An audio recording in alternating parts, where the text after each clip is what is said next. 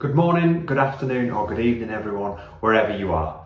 I hope you're well and healthy and hanging in there, and let's crack on with today's fantastic webinar. My name's Gary Hodgson, and I'm delighted to be introducing you to today's I Coach Kids Shares live webinar issue number 27. Behind the scenes, we have Barnaby Sergeant Medjix, who without none of this happens, and also with me, I have Sergio Laraberthial. Today, we're going to explore the topic of inclusive coaching practices with two fantastic guests. But before we meet them, we have a few basic family rules to cover to make sure everyone has the best possible experience during this webinar. Please be sure to be respectful at all times, keep your cameras and microphones off, and submit questions on the chat, either via Zoom chat or YouTube, where we're also broadcasting live today.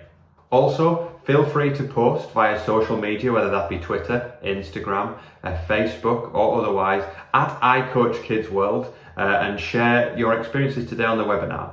Finally, be sure to check out our brand new website, iCoachKids.org, of which we will share a quick preview now.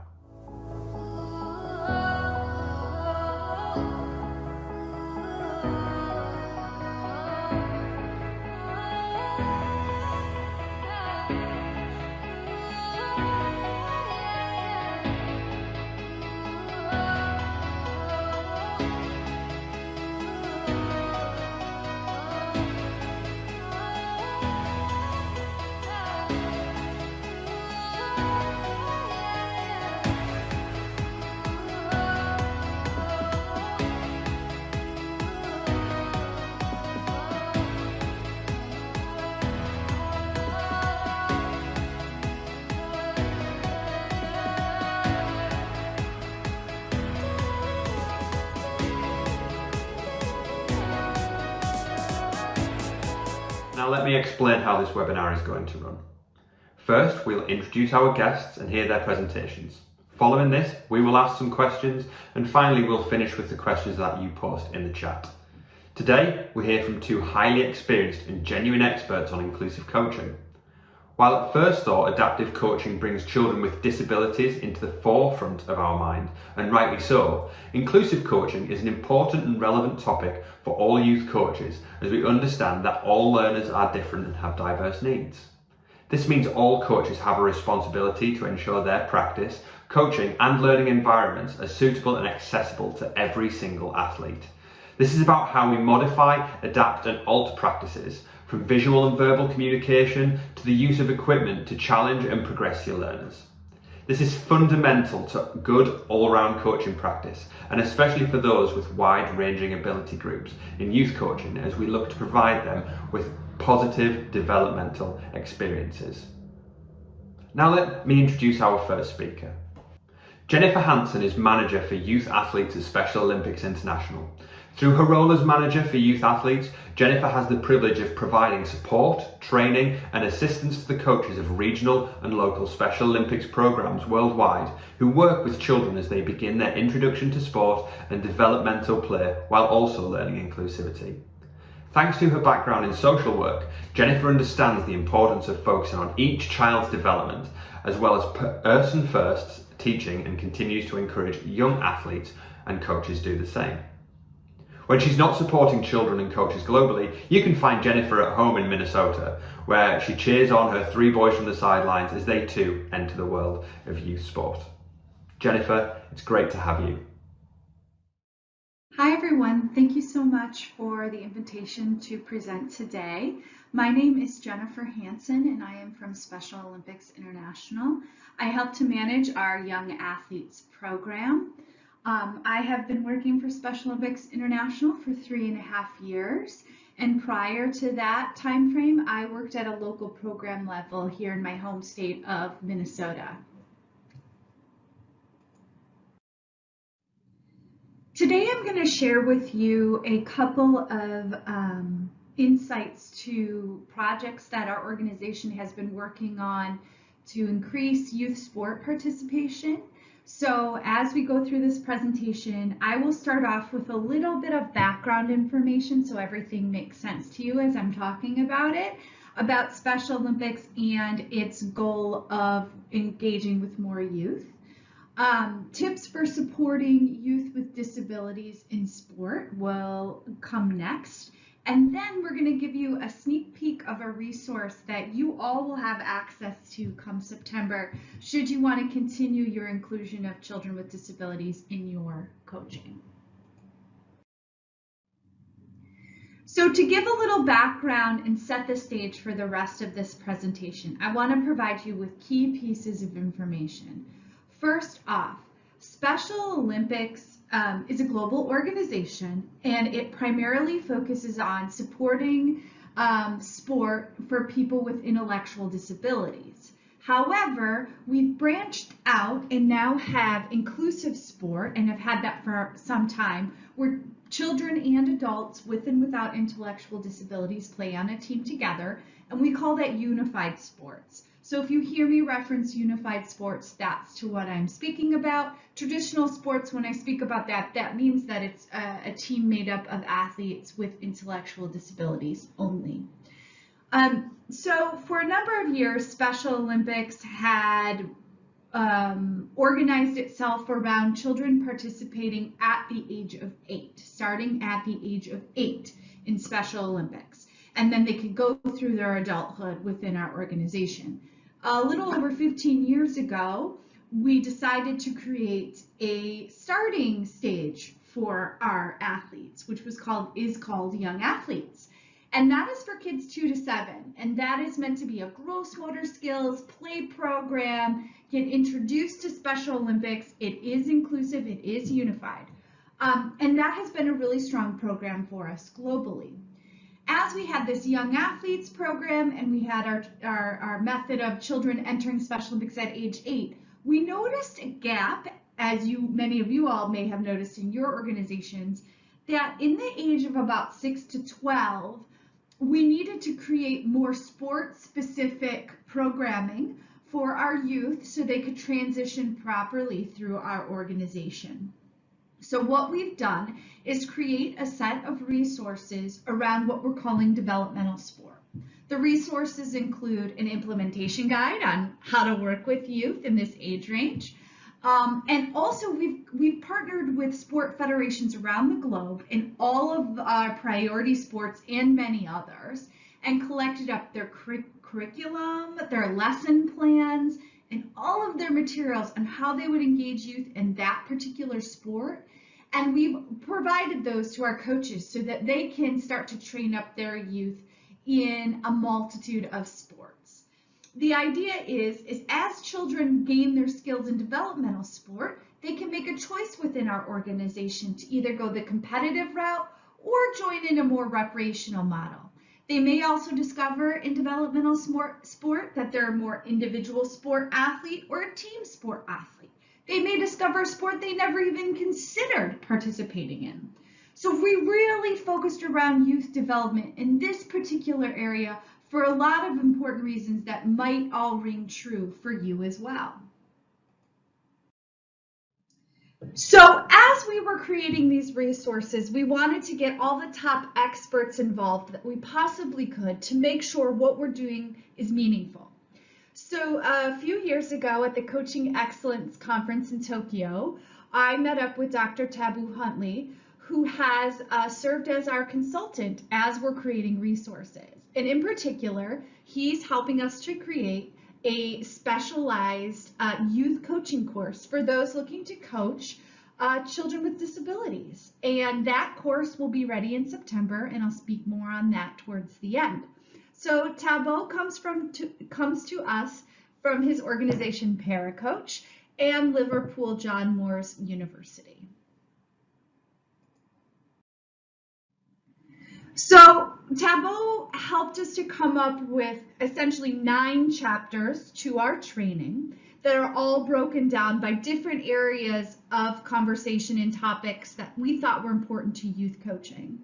And I wanted to share a little peek of some of the tips. So today you're not only walking away with a little information about Special Olympics, but some practical tips on how to be an inclusive coach yourself, whether or not you're interacting with the organization.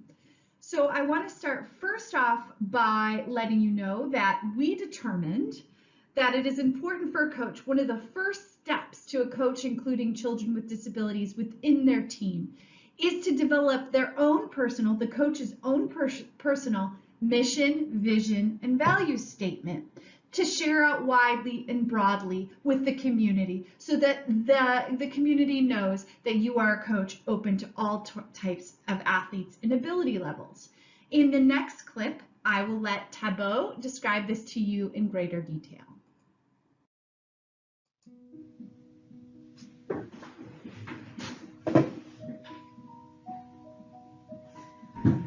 Coaching research often highlights the close relationship between our values and beliefs and our coaching practice.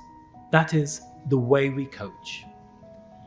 Therefore, if we want to become more effective coaches at creating inclusive and empowering environments, it is important to consider the reasons why we coach, our values, and the ways these values meet the needs of our children with intellectual disabilities. To explore our values, it may be helpful to develop a vision, values, and mission statement. In doing so, it communicates to others the type of environments that we want to create as coaches. Given that children with ID are less likely to participate in sport and physical activity, a well-crafted, clearly communicated vision, value, and mission statement displayed on a website or on leaflets or on pop-up boards may be the first encounter children and their parents have with you and your club. This is an important consideration because how and what we communicate may go some way to help parents and children overcome fears or previous experiences of exclusionary practices. In addition, creating vision and value statements can be used to support the development and evaluation of policies and strategies aimed at the inclusion and empowerment of disabled children within sport and physical activity. A mission statement clearly states what you want to do. For example, as a coach, I would like to create an environment through which children with and without ID learn, develop, and connect through sport. A vision statement communicates what you would like to become. For example, I want to excite children about sport and physical activity. Values are considered by some to be like a moral compass that describes the behaviors that define the environment. For example, I would like everyone in my setting to respect each other. These are often very personal and may have emotional links, and so may require some extra thought. Now it's over to you.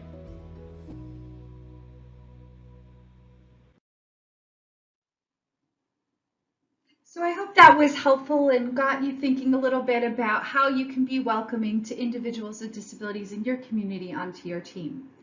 Some of the other tips that we decided to share with coaches in the early stages of our course is having a coach do a scan of their environment and assessing what the environment includes to make the environment more inclusive.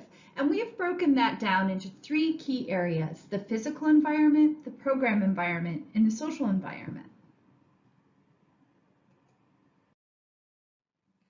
So I'll just give you some brief tips on what we thought would work best for tips in each of these areas. So under the physical environment, we encourage a coach to think about the following: the accessibility of the space in which the coach is hosting the practice, the equipment, that's pretty obvious. What are you using and what can you do to adapt to the athlete? The safety of the athletes, and the travel and access for your participants, in particular relating to their disability.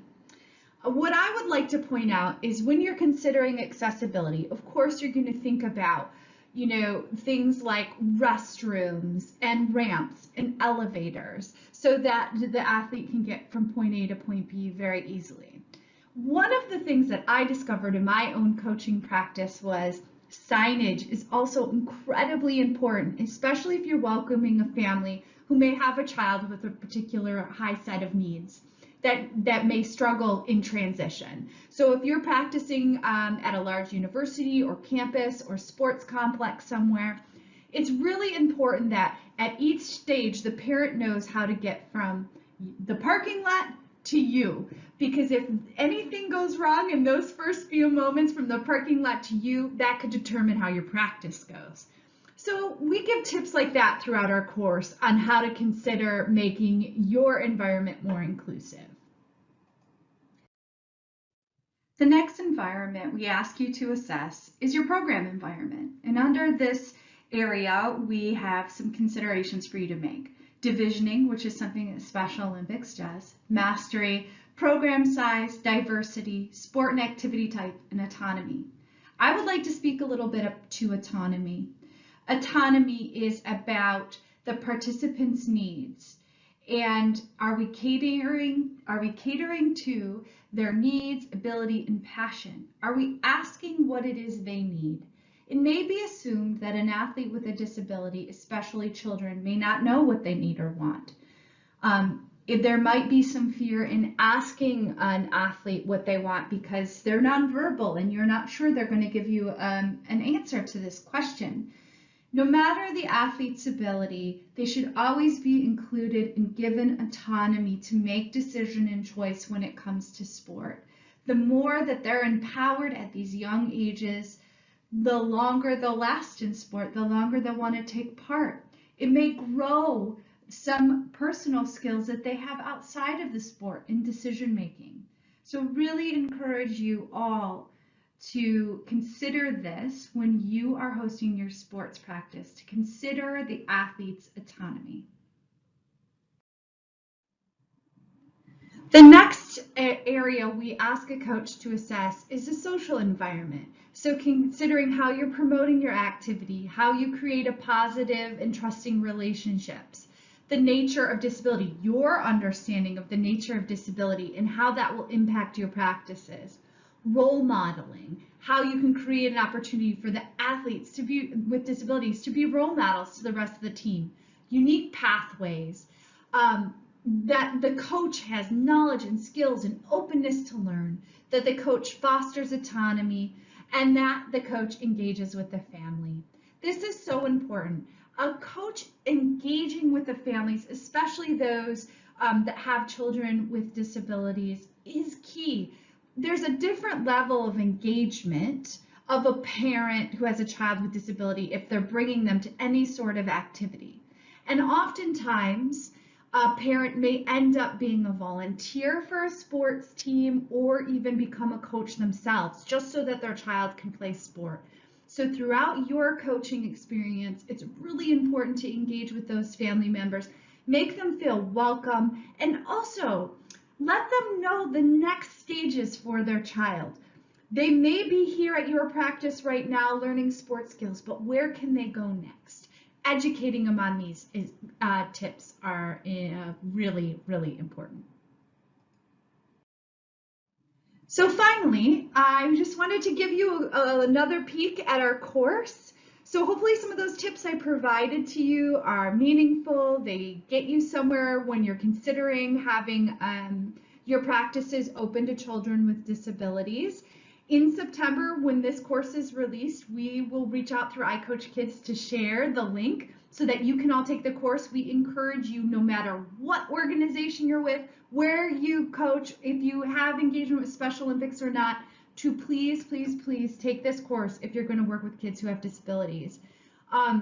Also, please consider coaching for Special Olympics. We are on the hunt all the time, all over the world, for high quality coaches that want to take our athletes to the next level. So if you have an interest after taking this course, after seeing this presentation today, to coach children with disabilities, please reach out to me directly. We'll have some opportunity in the Q&A to chat. We would love to have you. So thank you so much for listening to this presentation. I hope it was helpful, and I look forward to chatting with you all. Thank you, Jennifer, for that fantastic and insightful presentation. Now to introduce our second speaker. Ken Black has worked as a practitioner in the area of inclusive practice and physical activity and disability sport over 40 years. This has included work in special education, disability sport, sports development, youth sport, as a disability sports consultant and with a research and development centre on disability sport at Loughborough University. His most recent position was as a senior lecturer in adapted physical activity at the University of Worcester. He has run workshops, seminars and lectures on sport for inclusive development in 55 countries around the world, working for agencies like the British Council and a number of national governing bodies. He now works independently as an advisor and consultant. Ken was a trustee of the board of the Activity Alliance, which was formerly the English Federation of Disability Sport, from 2011 to 2018. And he's now a trustee of the board of Limb Power, appointed in March this year, which exists to support individuals who have limb impairments in physical activity, sport and the arts. He's Scottish, originally from Clydebank, near Glasgow, and it's an absolute pleasure to have him live with us today. Welcome, Ken. Hello everyone, and first of all I want to say thanks very much again to iCoach Kids for asking me to contribute to this webinar series, and it's also great to be co-presenting with Jennifer from Special Olympics, the biggest sports program for disabled people in the world. And I've been lucky to be involved with Special Olympics, not just here in the UK, in the motor activity training program, but also in other countries, in particular India, where I've worked with them over a long period of time. So it's great to be part of this webinar series, but we don't have much time, so I'm going to press on. The format for today, I'm going to very quickly do a short review of the STEP adaptation tool, because it has some implications for the rest of the presentation. And then I'm going to look at 4 games families. In other words, 4 areas of games that coaches and teachers will be presenting to young people in the course of their work.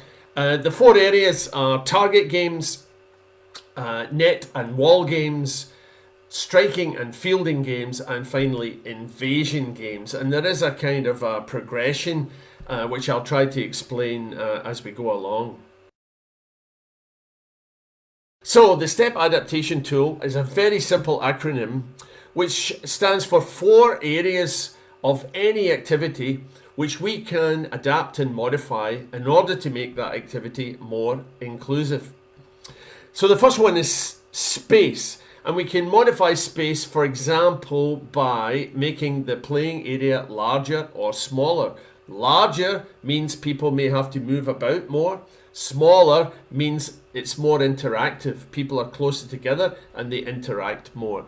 It could be the distance between an individual or individuals and a target. Or it could be modifying the existing space or playing area, for example, creating zones so that people can play in different parts of the playing area according to ability.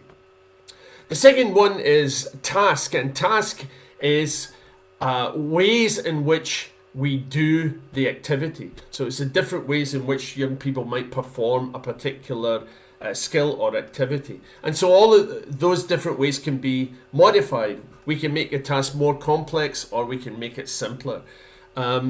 We can look at ways of breaking down skills in order for a task to be more accessible to a wider range of young people. The third part of the STEP adaptation tool is equipment. Now we can use regular equipment in a modified way. We can make adaptations to regular equipment, or we can use specifically adapted equipment, or create modified and adapted equipment from materials we may have to hand around the home or around the wherever it is we're working. So we can apply changes to the equipment in lots of different ways. And finally, people, and this is the important aspect. And that's maybe the way that people interact with each other. It could be team numbers. We can vary the team numbers. We don't always have to have equal teams, 5 against 5. We may decide to have 7 against 3. And that may create a balanced activity. 7 people working together who have a lower skill level against 3 people who have a higher skill level but have to work very hard against the 7. So we can balance the activity by looking at, for instance, team numbers. So each of these different areas in the STEP adaptation tool, we can make changes to in order to make an activity more inclusive. And I'll try to look at these in the examples that we're going to discuss. Now, I want to say that, of course, all teachers and coaches adapt and modify. You adapt for age or for competence or for the interest levels of young people in a particular activity. So adaptation is not an unfamiliar concept to teachers and coaches. It's something that you do almost subconsciously all the time. All I'm encouraging you to do is to apply something like STEP, or just apply your common sense in order to open up the activities that you are delivering to a wider range of ability. So let's look at target games. Probably one of the most well-known target games in the world is the game of golf, invented in Scotland, where I'm from. But golf can be created in an indoor or outdoor space. You can use a beanbag, you can try using paper balls, or even a pair of socks rolled up into a ball shape. And as it's based on golf and involves throwing, I call it throlf. So using available equipment and household items you might have around the home, you can recreate a game based on golf. You can make the target easier for yourself, or you can make it more challenging. Having the targets at different angles and distances increases and varies the challenge. Be as imaginative as you can, make the targets interesting. And also, like golf, you can create obstacles or hazards to make each target hole more challenging. So an important aspect of adaptation is to try and mirror the rules of the game upon which the adapted version is based. So here, as in golf, you play your next shot from where the paper ball lands. If the ball lands on a hazard such as the water or into a bunker, then a stroke is added on to the player's score. And as in golf, you're trying to get round in the least possible number of shots. Similarly, we can also improvise the Paralympic sport of boccia. As in many games, boccia is based on a rectangular playing area. Now, if you don't have regulation boccia balls, you can easily improvise them, our good old friends the paper balls, and just paint them with cheap poster paints to create 2 colours and therefore 2 teams or 2 individuals. And then we can play in whatever space is available, either outdoors or indoors.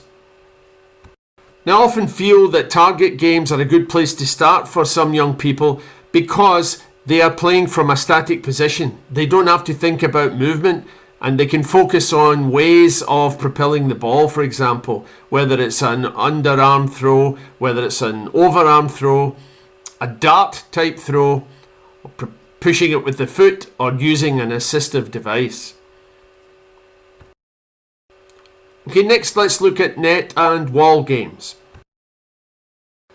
And here I think we need to start with developing control and coordination. Can you balance an object on either a racket or on your hand? Then introducing some movement. Make the activity more challenging. And then finally trying to see if you can play, first of all, using just the hand with a slow moving object like a balloon. So moving from balance and control to playing and controlling a moving ball or lightweight object. And then it's finding versions of the activity that can suit different abilities. Some players may go closer to the net using a much slower moving balloon or beach ball. Or we can adapt the rules for mixed abilities. 2 bounces for the wheelchair user and 1 for the standing player. Sitting volleyball is another Paralympic sport with a reduced playing area to reflect the player mobility. But again, the game can be played in any available space and using improvised equipment. Volleyball is an example of an improvised volleyball version where players of different abilities can play together. Standing and seated players remain in their own front and rear zones.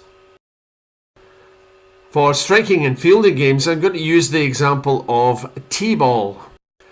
So this is a game loosely based on baseball, which again enables players who have different abilities to play together.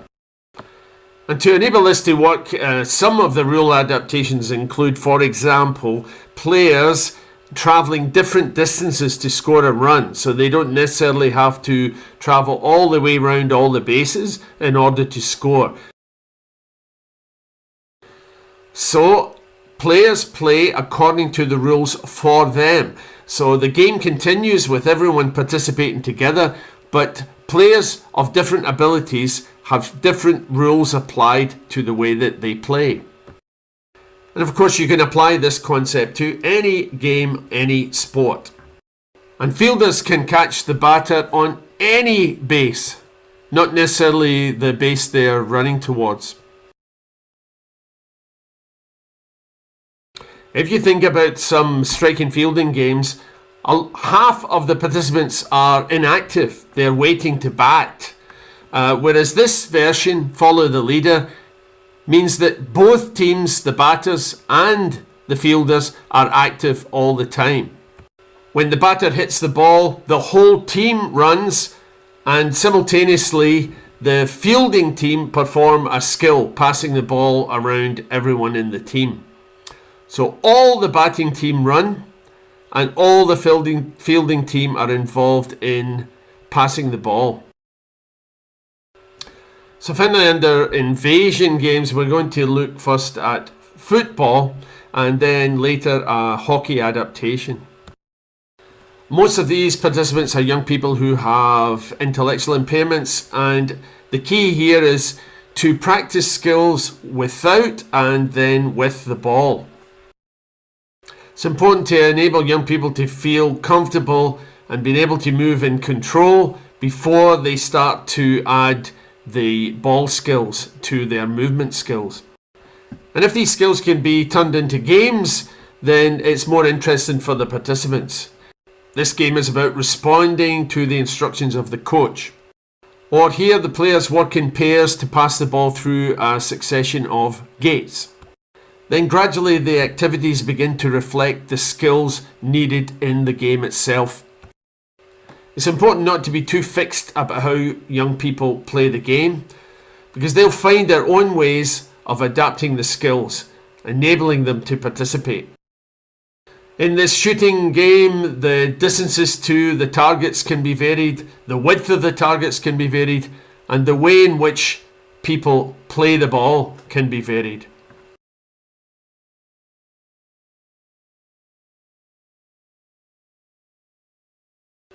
So finally, a look at a hockey variation. Hockey involves a lot of moving and interaction. But bench hockey enables young people to practice stick skills, manipulation skills, controlling the ball in a fixed position. so they can practice playing the ball, controlling the ball, and working together as a team before movement is introduced and the play takes place in a bigger space. And of course, for some players who may have mobility impairments or control and coordination impairments, this may be their version of hockey. This may be the opportunity to play a version of the game. So that's been a quick whistle-stop tour of 4 games, family areas. Just to conclude, don't forget to check out the Inclusion Club. The Inclusion Club is the web platform that my colleague Peter Downs and I launched 10 years ago, around about this time of the year, 10 years ago, at the Symposium on Adapted Physical Activity in Paris. And Pete is the webmaster and does all the hard work. And I guess I try and encourage people to look at the site. There's lots of mostly video-based articles and stories which give you lots of ideas on how you can continue to adapt and open up your activities and what you teach and coach to a wider range of young people. So check it out.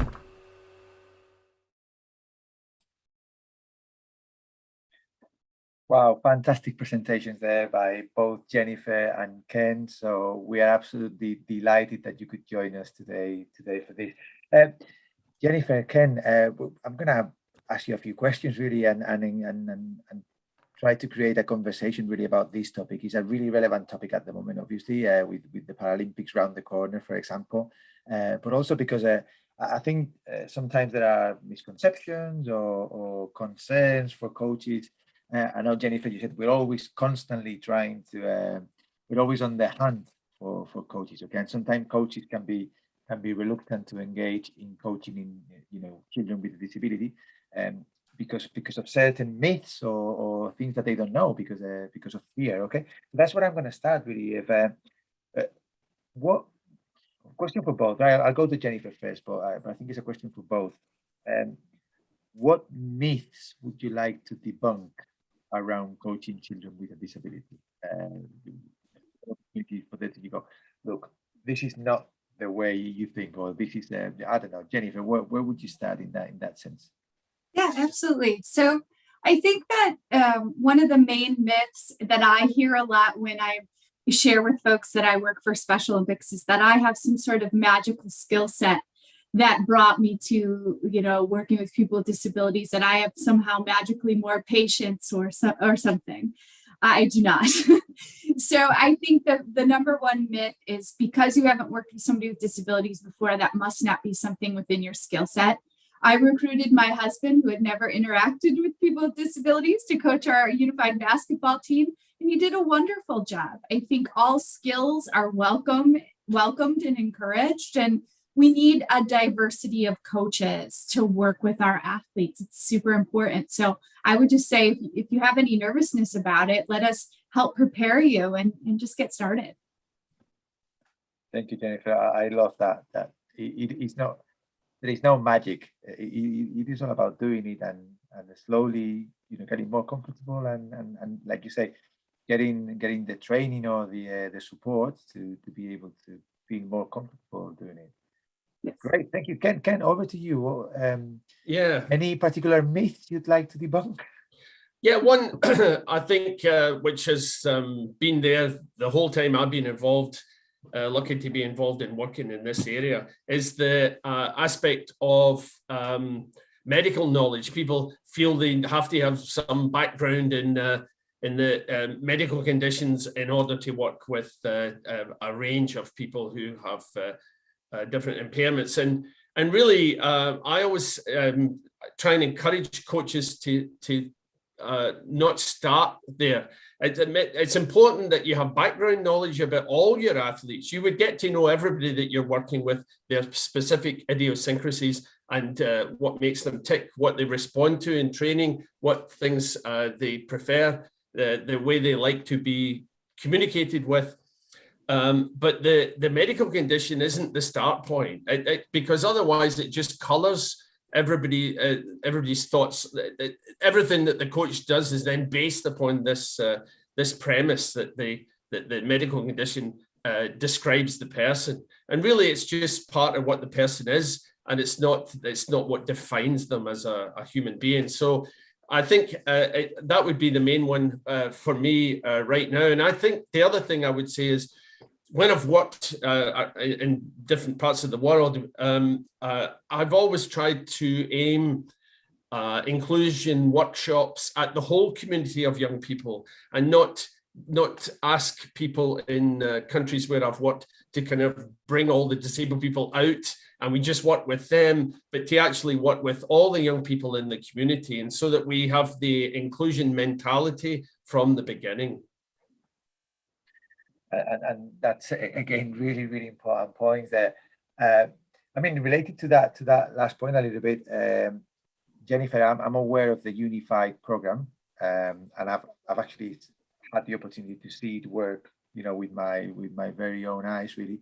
And you just mentioned it in passing, but I think it's such an amazing development and a piece of innovation that you've really brought together in the last few years. I wondered if you could talk a little bit more about the Unified program and sort of the results you've seen with it. I've read some papers about that as well. I think it's fascinating. Yeah. So Special Olympics has focused, we like to say the first 50 years of our organization, because we're about 53 years old at this point, was to just bring people with disabilities out onto the playing field to play and participate in sport. And now our next 50 years are focused on their inclusion. So we encourage that our Special Olympics programs host these unified activities and events, bringing children, adults with and without disabilities to play together.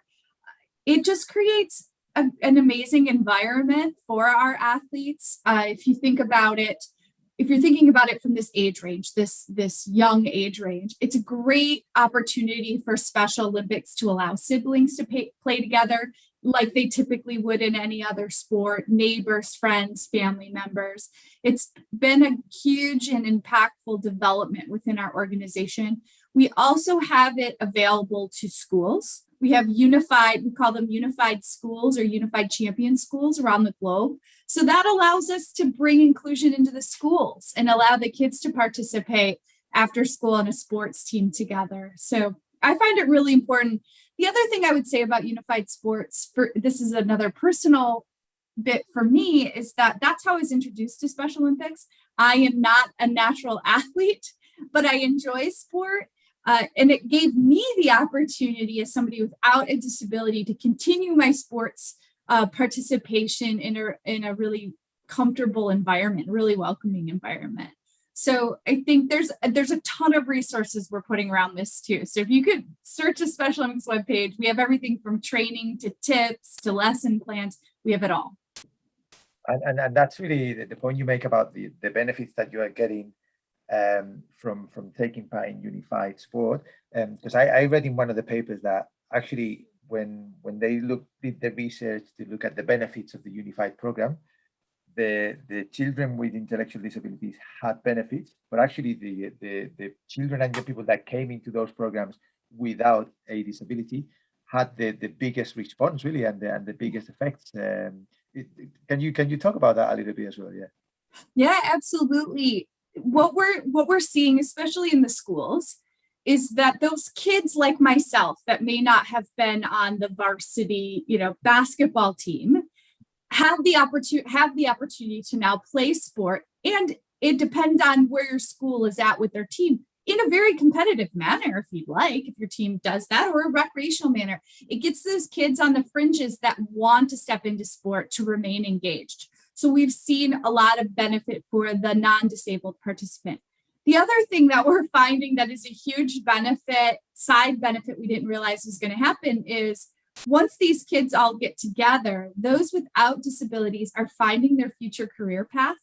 The number of adaptive physical education teachers that come out of participating with unified sports is amazing. But not only that, we've got people that go into professions that think, oh, I I used to play in that unified team, and I'd like to hire some people with disabilities at my company because I feel really comfortable with that. So we're seeing all sorts of benefits from being inclusive through sport, not just in the sport environment. That's fantastic, really. Ken, I don't know if I know you work both across intellectual disabilities and physical disabilities, but have you seen similar attempts to unify sport where children without a physical disability are joining children with a disability, and is it a similar effect in those children? Yeah, I think first of all, with the Unified program, I think that here in the UK, there's been and Jennifer mentioned the schools programs. There's been quite a close partnership between Special Olympics GB and the Youth Sport Trust, who I've had worked with for many years, and that has had a big impact in the schools where it has taken place. It's been one of the most successful programs that Youth Sport Trust has been involved with. And also to pick up on Jennifer's point about the non-sporty person, it provides a platform, an opportunity for the non-sporty young person, regardless of whether they have an overt impairment or not, to become involved and feel comfortable about being involved in sport. For myself, as I said, I've tried always to bring disabled and non-disabled people together through sport, and there's a lot, for example, of Paralympic sports, which I've always included in my programs, which lend themselves perfectly to being sports that are inclusive. Thinking back to when I worked in sport development, we had, for example, a boccia league, or bocce as it would be in the Special Olympics program, a boccia league, which was made up of disabled and non-disabled people. So the teams had a certain number of disabled and non-disabled people in each team. That's going back 20 years or more. So the idea has been around for a while. And I think there's some, as I say, there are some sports that lend themselves. I think in the videos I showed things like boccia, things like volleyball, sitting volleyball, and sports like goalball for people with vision impairment. Those lend themselves to being inclusive because the eye shades, for example, are just part of the equipment that you use.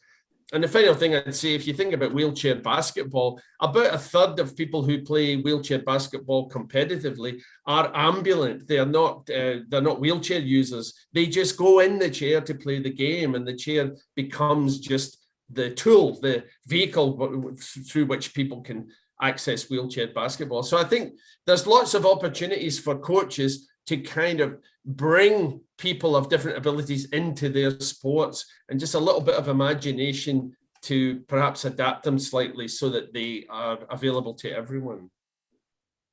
And you just took me back in time there for a little bit, because when I first came to the UK and I played my first professional basketball year here in the UK, I played in Liverpool. And in the training venue that we had, before we started training, it was the wheelchair basketball team training. So we used to come in 10-15 minutes early and join in the game in the wheelchair, and we used to love it. And also because he was so humbling as well, because he put you, they were so good, and we just loved that interaction, and they loved playing with us, and we loved playing with them. It was just great to be both of us doing the sport that we loved. If you want to be humbled, Sergio, there was a little clip in one of my videos showing an ambulant tennis player playing against a wheelchair user, and I've played a number of times against a really good wheelchair tennis player, and I was just running backwards and forwards on the baseline, and he was just staying in the middle and playing the ball one side, then the other side. That really. If I needed some help, actually, it sort of reversed the whole situation. That's you could have used the step model. Yeah, we'll come back to that in a second. Jennifer, again, one of the I'm trying to put 2 and 2 together here. Sometimes one of the biggest issues that coaches have is with parents, I wonder how that works in the Special Olympics or working with children with a disability.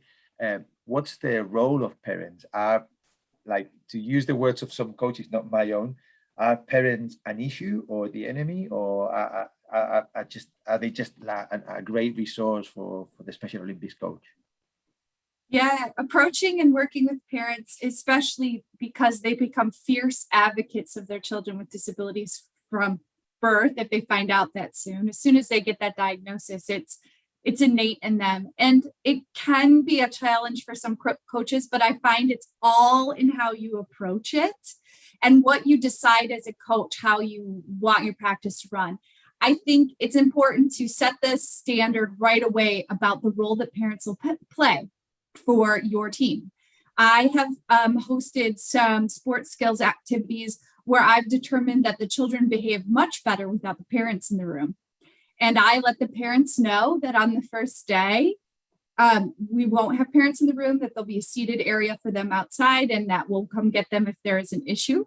I've had parents struggle with that.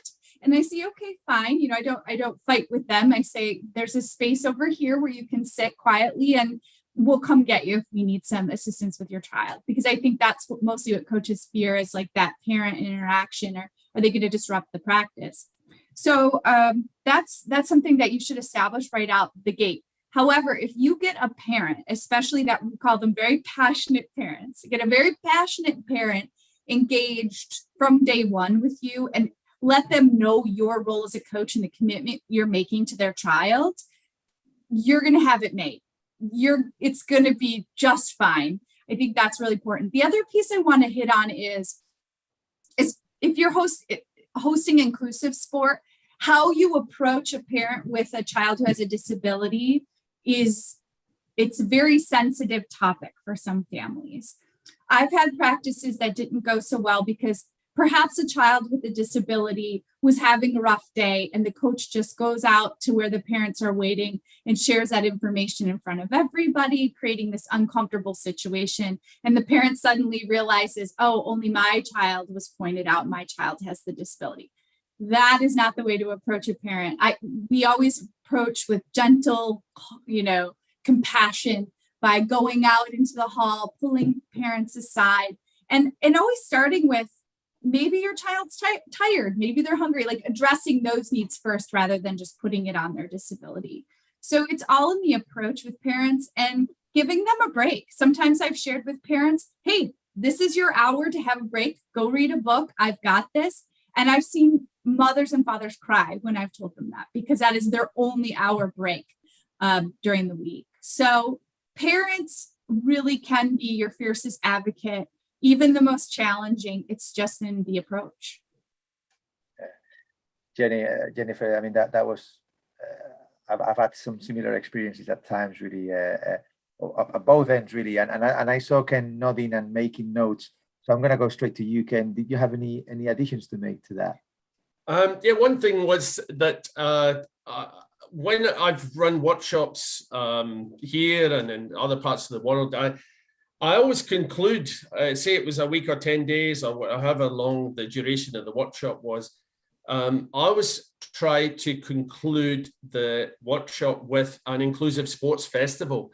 And in fact, when I was most recently working at University of Worcester, we had 2 of those every year. And the second year students would run the event for local schools, that's regular schools and special schools. But what I was going to say was having the festival and inviting parents and carers to the festival at the conclusion of the workshop.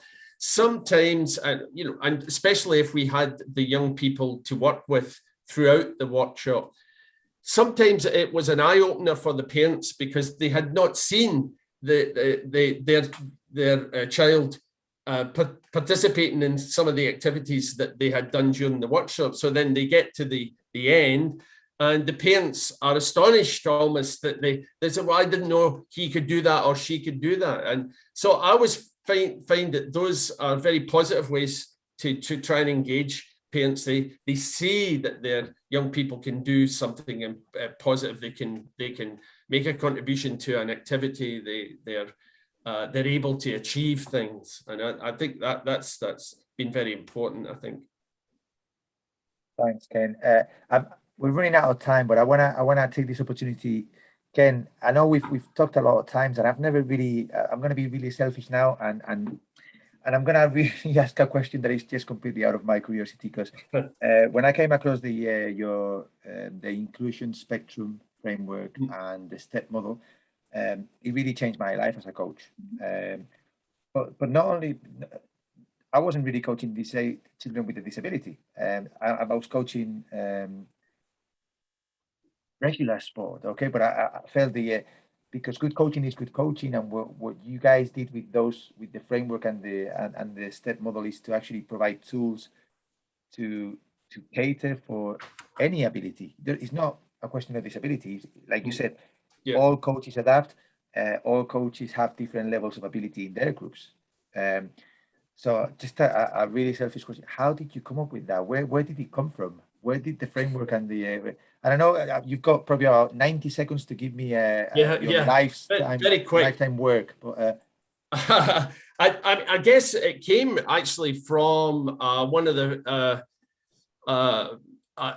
it came from a structure that had been created by a founding father of adapted physical activity in North America, and it was so it was a practical version of that. But I guess the main thing I was trying to do was to create a practical manifestation of the social model of disability, and so it's something that the social model is all about changing the environment or changing attitude or changing behavior in order to make society more inclusive for everyone. And I think that's what I was trying to do, was to create a practical framework that teachers and coaches could use, that was based on this philosophy that it's societal change that helps us to become more inclusive, and it's not the person's impairment that we respond to that is the way forward. So I guess that was what it was. And the final thing I was I know we didn't have much time, but the great thing about the framework and also the STEP adaptation tool is that it's flexibility, and you can use it your own version, different languages.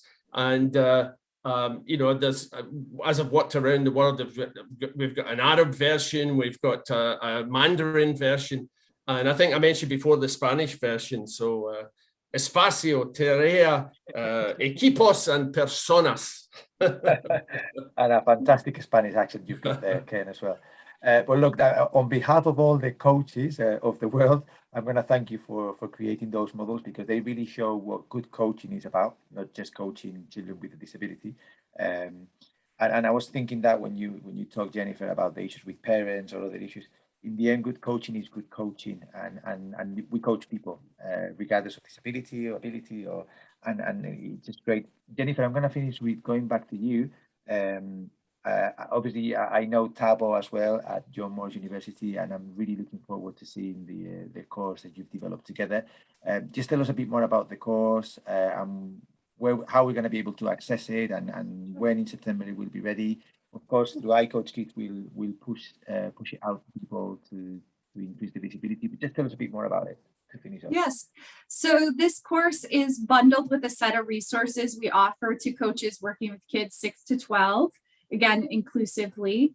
And this course will be ready on our e-learning Special Olympics e-learning platform. So it's learn.specialolympics.org. Mid-September, we're going to have it translated into all of our major languages throughout the coming year.